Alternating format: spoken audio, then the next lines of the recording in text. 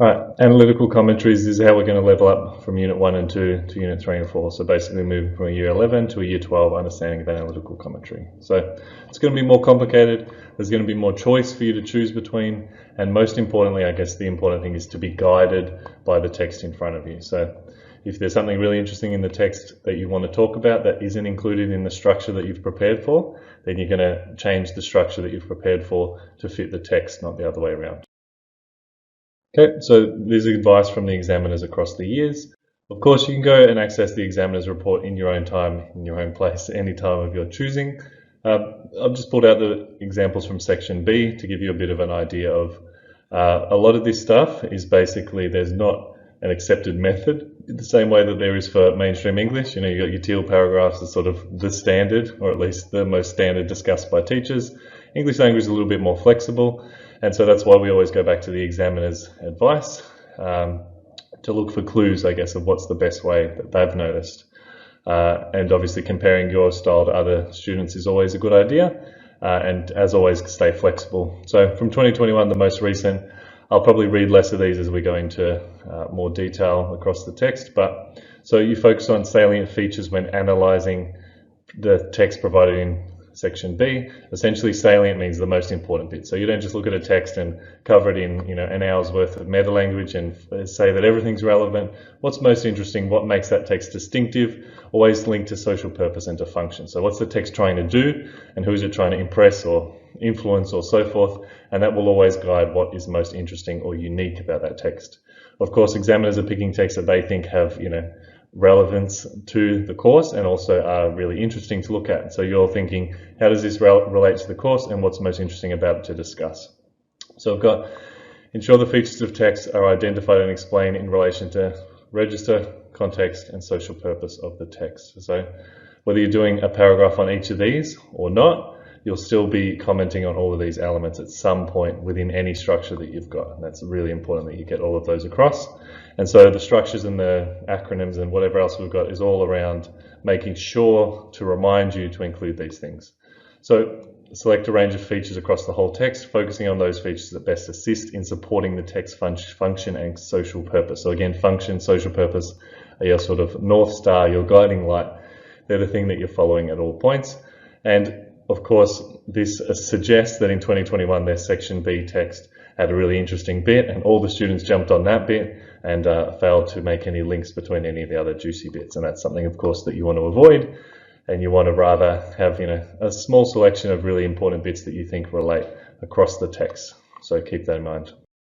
So in 2020, we had select the most relevant features instead of salient or relevant, which is basically, they say that every year to remind you to be, you know, pick the best bits, the most important bits, avoid shallow interpretations. Again, that's the same thing coming up again. Features should be identified and explained in relation to the context and purpose. So situational context and cultural context. Cultural context, almost always Australian. How does that relate to the text? And situational context, what's happening at the time, who's listening, who's the audience, what's the relationship, all those sort of things. And purpose, social purpose, and I guess you could fit function in there as well. So a range of features across the whole text, focusing on those features that best assist in supporting the text function and social purposes. So this one's quite circular. Context, function, social purpose, purpose.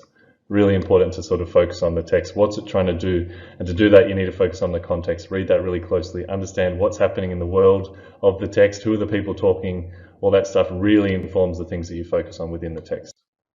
In 2019, prominent features. So instead of salient and relevant, we've got prominent. So we've got all the synonyms happening here for different features, but basically pick the good bits and the relevant bits. Refine the structure by putting context, purpose, and register in the introductory paragraph. So we're going to add that to all of our introductory paragraphs.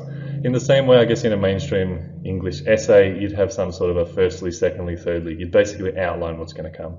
So we just need to make sure that our introduction is outlining what's to come and covering those features in a brief introductory way that you'll of course then complicate, pull apart and make more detailed within your paragraph.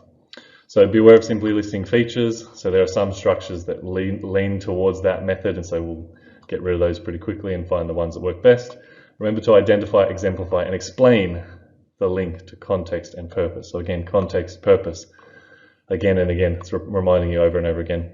So far as possible, and keeping appropriateness in mind, select features from across the whole text. So don't just pick the best chunk and explore that, try and spread it out, have little bits from all the way across the text.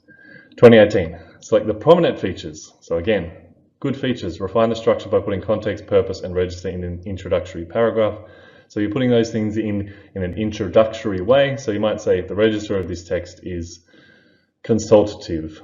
That's in the introduction. Then when you come to the body paragraph, you're going to pull that apart in a million different ways. It's consultative and it's got features of formality in this way, and there's some frozen elements and all these other complexities emerge, and you sort of justify your opinion. But in the introduction, what they want to see, because imagine you're marking hundreds of papers in a matter of hours, the first thing you want to see is, does this person know context? Do they know the social purposes, and do they know the main registers that you're looking for?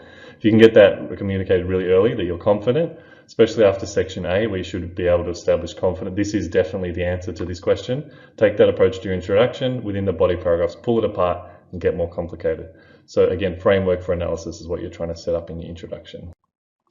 2017, they did it with confidence in this year. Amazing. They followed the guidelines, often establishing context, register, and social context effectively in the introduction. So good job, 2017 students. It was also evident the students were selective in what they analysed in the text and considered in their presentation of the text salient features.